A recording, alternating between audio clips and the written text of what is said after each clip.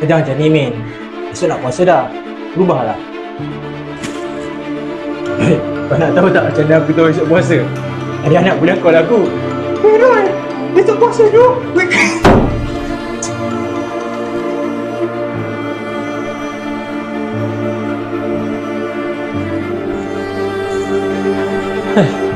Macam tak ada light. Tersejadah. Kejadah.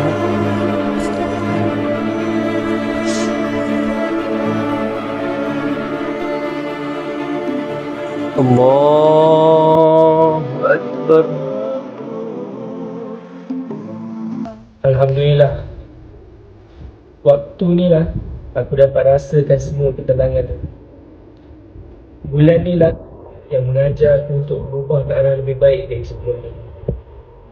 Dan aku harap aku istiqomah lah dengan ibadat ni.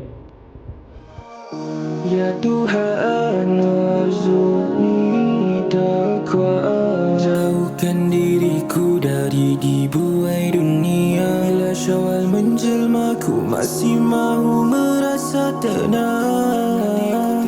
Qalbi sakinun bin nuri Rabbi. Bila hati ni sudah tak ingin dengan dunia, jalan berliku dan cari mudah, nikmatku rasa dalam ibadah. Aku yang dulu di lembah dosa mencari makna sebalik makna, belajar kenal yang Maha Esa, makin ku tunduk sujud ke tanah. Ku tanamkan hasrat hati